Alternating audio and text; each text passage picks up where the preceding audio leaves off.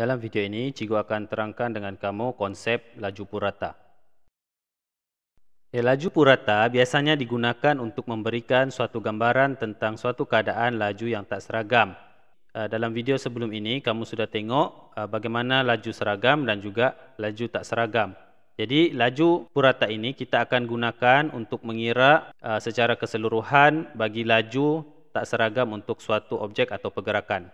Okey, formula untuk mengira laju purata ialah jumlah jarak dibahagikan dengan jumlah masa.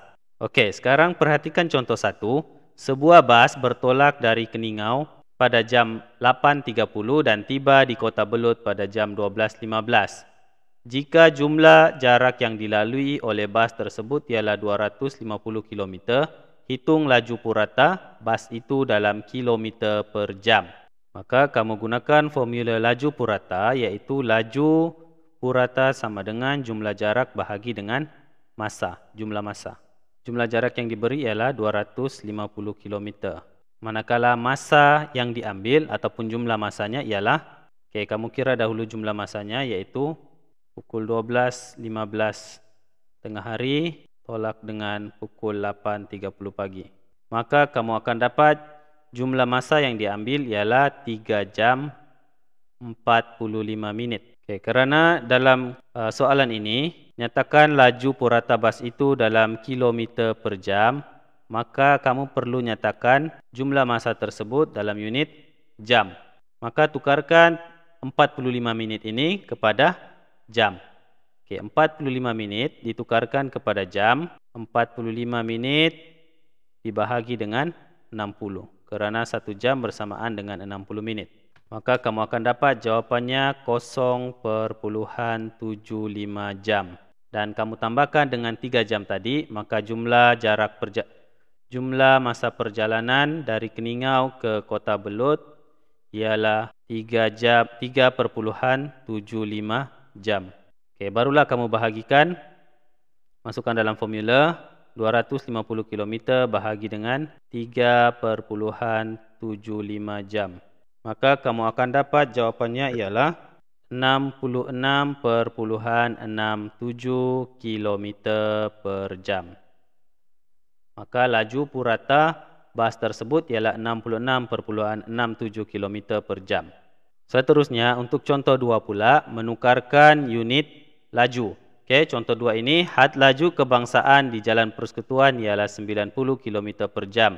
Nyatakan had kelajuan ini dalam unit A, meter per saat, B, kilometer per minit. Maka cara untuk kamu selesaikan, 90 km per jam, unit ukuran yang asal, kamu nyatakan dalam bentuk pecahan 90 km bahagi 1 jam. Maka unit jarak ini kamu perlu tukarkan kepada meter, manakala unit jam ini kamu perlu tukarkan kepada saat. 90 km, kilometer kamu tukarkan kepada meter, maka kamu perlu darabkan dengan 1000. 1 km bersamaan 1000 meter. Manakala 1 jam pula kamu tukarkan kepada saat, 1 kamu darabkan dengan 60, ini baru tukarkan kepada unit minit. Dan tukarkan kepada saat, darab lagi dengan 60. Maka ini dalam sebutan meter dan juga saat sudah. 90.000 meter bahagi dengan 3.600 saat. Maka kamu permudahkan, jawapannya ialah 25 meter per saat. Seterusnya yang B pula. Tukarkan unit laju tersebut dalam unit kilometer per minit. Unit yang asal ialah 90 km per jam. Kamu tulis dalam bentuk pecahan 90 km per dengan 1 jam. Unit jarak tidak berubah, unitnya masih kekal, kamu tukarkan kepada unit kilometer. Maka tidak perlu tukarkan lagi, unitnya sudah sama. Manakala jam kamu tukarkan kepada minit. Jadi jarak di atas kekal unitnya, iaitu 90 km. Bahagi dengan jam ini kita tukarkan kepada minit. 1 jam didarabkan dengan 60 minit. Maka 90 km dibahagikan dengan 60 menit. Maka jawapan akhirnya ialah 1.5 km per minit. Oke, seterusnya contoh lain pula. Untuk contoh 3, tukarkan 120 meter per saat kepada kilometer per minit. Oke, unit asalnya ataupun ukuran asalnya ialah 120 meter per saat. 120 meter per 1 saat. Maka hendak ditukarkan kepada unit kilometer per minit. Oke, 120 meter kamu tukarkan kepada kilometer, bermaksud kamu perlu bahagikan dengan 1000. 1000 meter bersamaan 1 kilometer. Begitu juga dengan 1 saat, kamu hendak tukarkan kepada minit, kamu bahagikan dengan 60. Maka apabila kamu tukarkan kepada unit kilometer, 120 meter tadi bersamaan 0,012 kilometer dan 1 saat bersamaan dengan 0,0167 menit. Oke, selesai menukar unit untuk jarak dan juga masa. Sekarang kamu selesaikan 0,12 bahagi dengan 0,0167. Maka jawapan akhirnya ialah 7,186 km per minit. Oke, selesai penukaran unit daripada meter per saat kepada kilometer per minit. Oke, contoh yang terakhir untuk laju purata ini. Carmilla telah memenangi pingat emas dalam acara triathlon wanita. Beliau memulakan acara dengan berlari sejauh 10 km, diikuti dengan acara renang sejauh 1.500 meter dan diakhiri dengan 40 km acara berbasikal. Dengan masa 1 jam 56 minit untuk keseluruhan pertandingan itu, hitung laju purata dalam kilometer per jam bagi seluruh acara itu. Oke, mula-mula hitungkan jumlah jaraknya dahulu. Jumlah jarak untuk acara triathlon tersebut 10 km.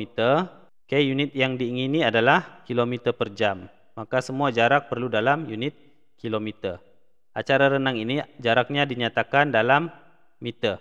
Maka 1.500 meter kamu tukarkan kepada kilometer, kamu bahagikan dengan 1000. Maka jawapannya 1,5 kilometer. Oke, ditambah dengan 1,5 kilometer, tambah lagi dengan jarak berbasikal yaitu 40 kilometer. Maka jumlah jaraknya ialah 51,5 kilometer.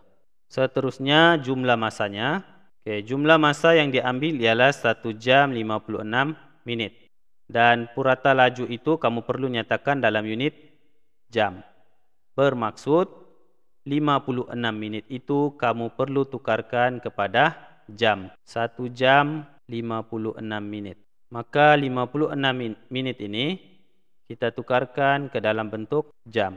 56 menit bahagi dengan 60. 1 jam bersamaan dengan 60 menit. Maka kamu akan dapat jawapannya bersamaan 0,93 jam. Maka jumlah masanya ialah ditambah dengan 1 jam, 1,93 jam.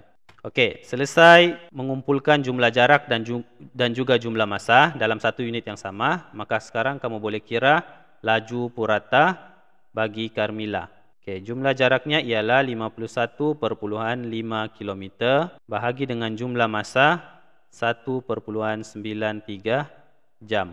Maka kamu akan dapat jawapannya 26,68 km per jam. Oke, jadi cikgu harap kamu boleh paham konsep laju seragam, laju tak seragam dan juga laju purata berdasarkan penerangan dalam video ini.